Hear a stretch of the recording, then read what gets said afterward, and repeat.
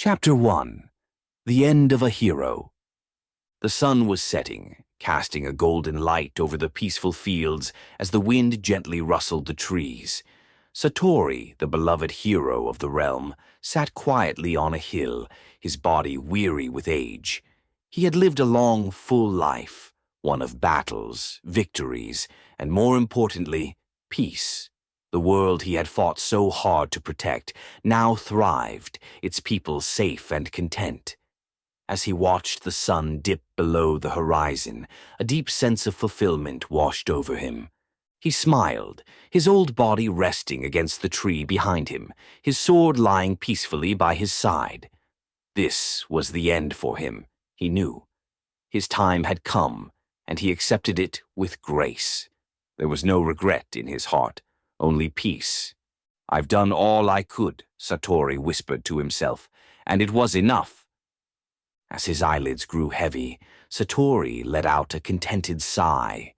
His breathing slowed, and the world around him faded.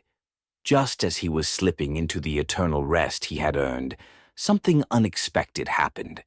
A voice, clear and otherworldly, echoed in his mind, pulling him back from the edge of death. "Satori," the voice called gently, filled with a sense of authority yet warmth. "Your service to your world is complete.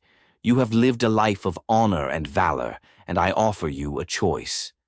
Satori's spirit stirred, detached from his body, floating in a vast void. He tried to open his eyes, but saw only blinding light.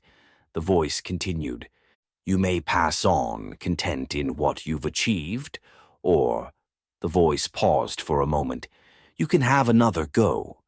A new world awaits, and for all your service, I offer you the chance to live once more. A fresh start, a new body, a new adventure." Satori, still floating in the strange void, felt a flicker of excitement. His journey had been long, but the prospect of another adventure, of seeing a new world, was too tempting to resist. He grinned, his old warrior spirit rising within him. "Why not? I'll take the second option." "Excellent," the voice said, sounding pleased. "I have prepared a new life for you, a young body in a beautiful world. When you open your eyes, you will be reborn." Satori felt the pull of the unknown, his consciousness beginning to shift. But before he could let go completely, something strange happened. The voice returned, but now there was an edge of panic to it. "Wait. No. Not that. Oh, no." Suddenly, Satori felt himself yanked forcefully through space and time, his consciousness being thrown into another realm. The sensation was disorienting, chaotic, and far from the peaceful transition he had imagined. When he finally opened his eyes, the first thing Satori felt was pain. His body ached in every joint, his muscles stiff, and his skin dry and cracked. He winced, struggling to move. He was lying on a barren, ash-covered ground, the sky above him a swirling mess of black clouds and crimson lightning. Fires raged in the distance, and small, winged demons cackled as they flew overhead. What is this?" Satori groaned, trying to sit up. His body was old, frail, nothing like the young, vibrant one he had been promised. "Where am I?" He forced himself to stand, but his legs felt weak, barely supporting him. Looking around, he realized with a sinking heart that this was not the beautiful world he had imagined. The landscape was hellish, with twisted trees and pools of molten lava scattered across the horizon. Satori scowled. "Asteron," he shouted, calling out to the voice that had promised him a new life. "What is this? Where am I? What happened?" As if on cue, the world around him shimmered, and his consciousness was pulled once again, but this time not to another place. Instead, he found himself standing in a strange ethereal realm, facing a figure who was frantically pacing the ground in front of him. The god, a tall figure with an otherworldly glow, looked up in shock. His robes shimmered with a celestial light, but his face was twisted in embarrassment. He quickly dropped to his knees, bowing deeply before Satori. "I am so sorry," the god cried, his forehead pressed to the floor. I messed up. I'm really, really sorry." Satori crossed his arms, glaring down at the groveling god. "Asteron, right? What in the world is going on?" Asteron, the god, kept his face to the floor. "Okay, so here's the thing," he said nervously. "I had your new body already. It was perfect, young, strong, everything I promised. I even positioned it in a beautiful spot so you'd wake up to the best view. Rolling hills, crystal clear lakes, birds singing. It was going to be perfect." Satori narrowed his eyes. And, well, Asteron's voice faltered. "By the time I sent your soul over, there was, an incident."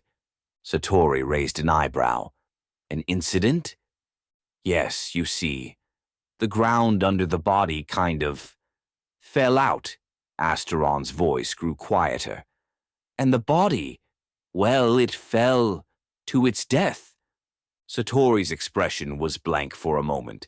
"So you're telling me my new body died before I even got into it?" Asteron winced. Yeah, that's the gist of it. I didn't realize until it was too late, and by then, your soul had already been transferred. So, your soul kind of ended up in a body that just happened to be available. Which happened to be in the demon realm." Satori blinked. "You put me in a corpse in a demon realm?" Asteron scrambled to explain, still on the floor. "I didn't mean to. It's just, the body was freshly vacant. I didn't have time to, sort it all out properly. And I can't fix it right away because reincarnating again takes a bit of time and—" Satori groaned, rubbing his temples. "So I'm stuck in a decrepit old body in a demon-infested hellscape because you didn't check your calendar?" Asteron looked up, still groveling. "I'm really sorry, Satori. This is my first time reincarnating a hero. I wasn't expecting it to go wrong like this, but I swear I'll make it right, eventually." Satori sighed deeply. "Fine. But you owe me, Asteron. Big time." Asteron nodded furiously. "Absolutely. I promise I'll fix it as soon as I can. Just, maybe, try not to die before then. Please."